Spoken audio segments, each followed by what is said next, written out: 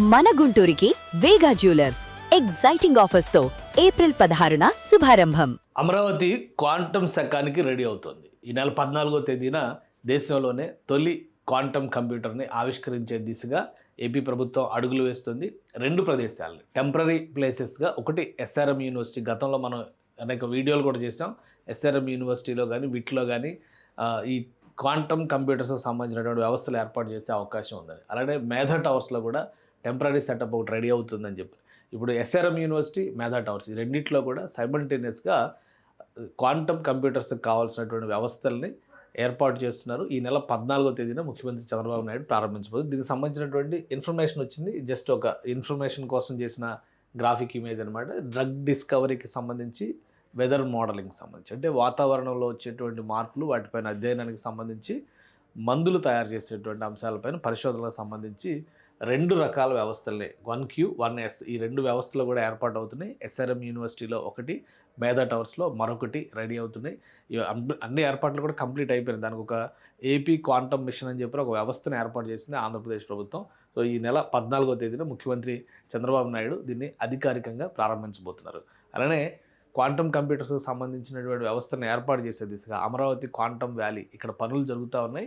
Target ప్రకారం July నాటికి అక్కడ మొదటి భవనం రెడీ కావాలి. సో అక్కడ ఇన్ఫ్రాస్ట్రక్చర్ ఏర్పాటు చేస్తారు. తర్వాత దాదాపు 80 లక్షల ఎస్ఎఫ్టీతో ఇక్కడ టవర్స్ నిర్మాణం జరుగుతుంది. ఇవన్నీ కూడా గ్రాడ్యువల్గా అక్కడికి షిఫ్ట్ చేసేటువంటి అవకాశం ఉంటుంది. సో ఇప్పుడు ప్రస్తుతం జరగబోతున్నటువంటి రెండు అంశాలు మనం దృష్టిలో పెట్టుకుని చూస్తే, మేధా టవర్స్ ఒకటి, ఎస్ఆర్ఎం యూనివర్సిటీ ఒకటి, ఈ రెండింటిని కూడా ఇంటిగ్రేట్ చేస్తారు. క్వాంటమ్ టెస్టింగ్ రిఫరెన్స్ ఫెసిలిటీ కింద దీన్ని పేర్కొంటున్నారు. క్వాంటమ్ టెస్ట్ బడ్స్ని ఏర్పాటు చేస్తారు. 1S అలానే 1Q ఈ రెండు మోడల్స్ కూడా ఇక్కడ పరిశోధనకి సంబంధించి ఊతమివ్వబోయేటువంటి పూర్తిగా దేశీయంగా డెవలప్ చేస్తున్నటువంటి క్వాంటమ్ వ్యవస్థలు అనమాట. సో ఇది మొదటి అడుగు అవుతుంది. నిన్నగాక మొన్న క్యాబినెట్ మీటింగ్లో కూడా రాష్ట్ర ప్రభుత్వం మరో 3 సంస్థలకి ఆంధ్రప్రదేశ్లో క్వాంటమ్ ఆపరేషన్స్ కోసం పర్మిషన్స్ ఇచ్చింది.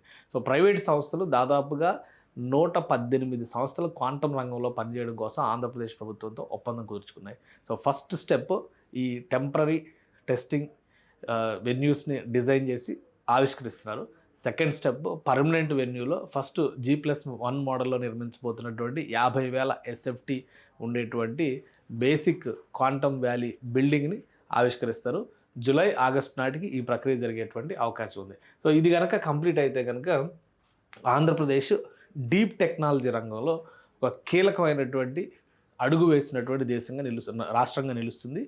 దేశవ్యాప్తంగా క్వాంటమ్ మిషన్ని 2023-24లోనే కేంద్ర ప్రభుత్వం ఆవిష్కరించింది. కానీ ఏ రాష్ట్ర ప్రభుత్వం కూడా ఆ దిశగా అడుగులు వేయలేదు.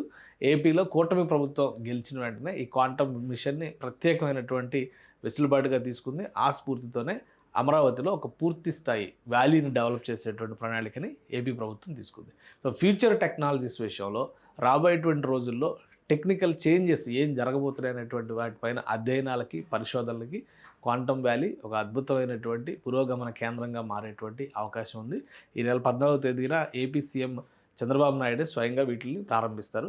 పర్మనెంట్ స్ట్రక్చర్స్ రెడీ అయిన తర్వాత అది మరింత గ్రాండియర్గా ఓపెనింగ్ సెరమనీ ఉండొచ్చు. కానీ ఫస్ట్ స్టెప్గా దేశీయంగా డెవలప్ చేసినటువంటి క్వాంటమ్ కంప్యూటర్ వ్యవస్థల్ని ముఖ్యమంత్రి చంద్రబాబు నాయుడు చేతుల మీదుగానే ప్రారంభిస్తారు.